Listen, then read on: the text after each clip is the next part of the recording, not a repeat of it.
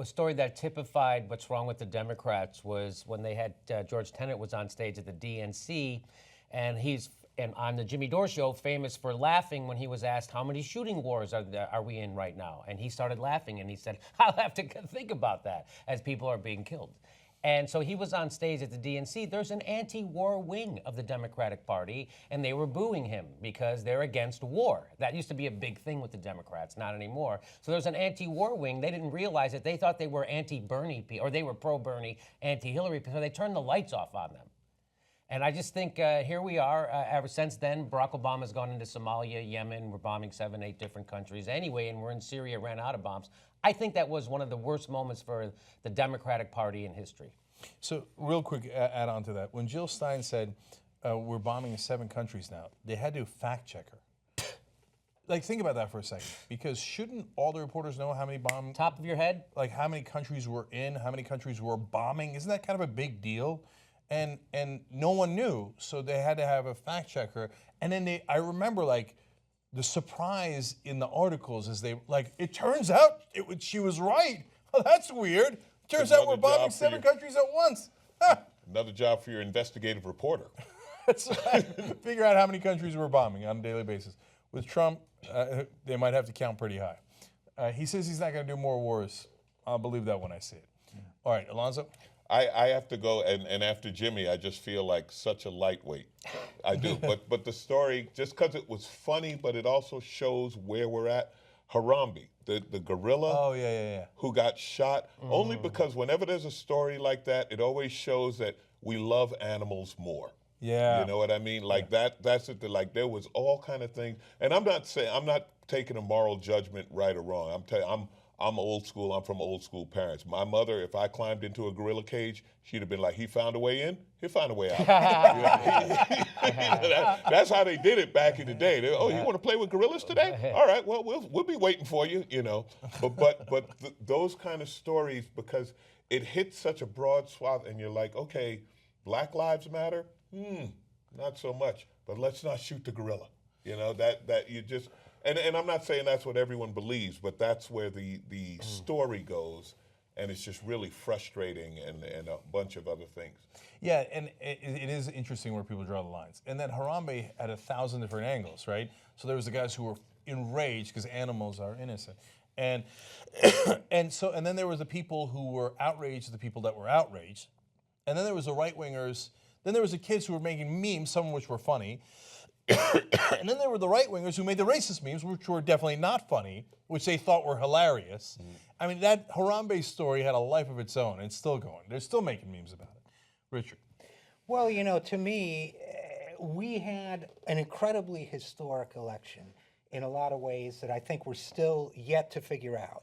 And so to me, I'd really like to track where all the money went this year for the presidential election, and the role of the viral media, fake news, et cetera, in all of it, because this is really, I think we're going to look back and say this was historic and extraordinary in ways we haven't begun to think about yet because of the shock of having this guy Trump come in.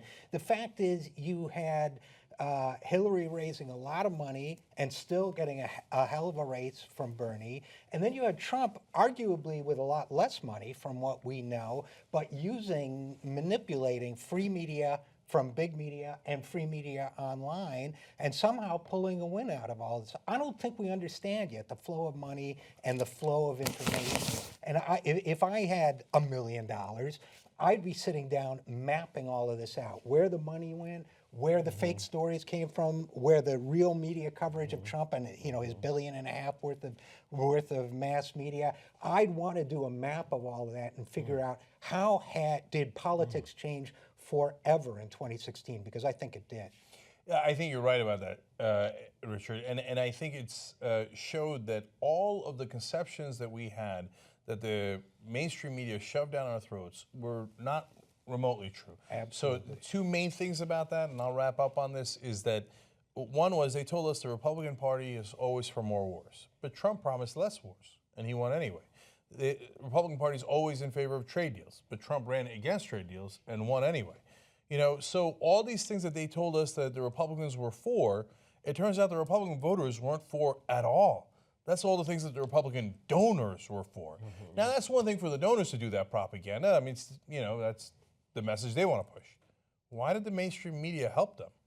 Right? Why did they perpetuate that myth over and over again? You also have, and it's huge, the Russian angle to the story, where they don't talk about it because it makes them look bad for not getting ahead of it, and it's the same, to me it's the same as like the thing with steroids in baseball, right? They loved all the great hitters in baseball, and then 10 years later, they were all cheating. They were all on steroids. So now with this election, like you said, Richard, you had the money, you had the fake news.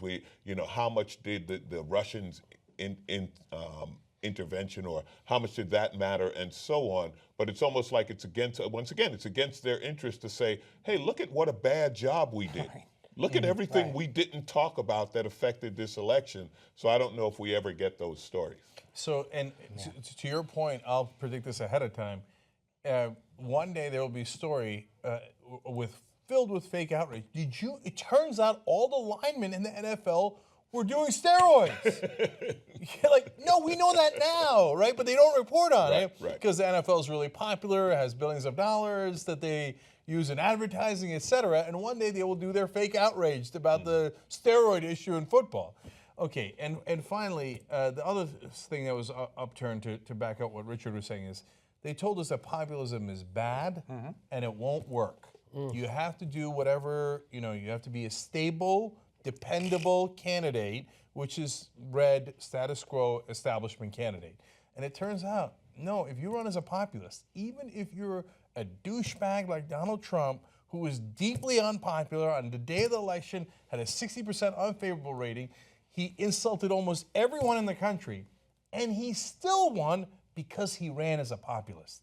Turns out the media has been lying to you all along. They didn't want you to run as a populist, not because it wasn't going to work, but because it was going to work. So you know what? In 2017, maybe the progressives should try that. Or when a guy like Bernie Sanders does try it, and he makes up a 60-point lead on Hillary Clinton, that is a massive story. That is my story of the year. That they were like, oh yeah, he lost. What's the big deal? He lost. Are you kidding me? She had the entire Democratic Party behind her. She had all the money in the beginning, and she had all the name recognition. She had a 60-point lead, and he closed, and he got 46% of the vote in 1 year. That is a near miraculous story. So that's the story of the year, and again, the story they don't want to emphasize because they don't want you to go populist. They don't want you to stand up. They want you to sit down. So you know what? Defy them. Stand up. You can make a difference. Let's all do it together. Let's go take on the corporate media. Come join us, be a member, and change the media. tytnetwork.com/join.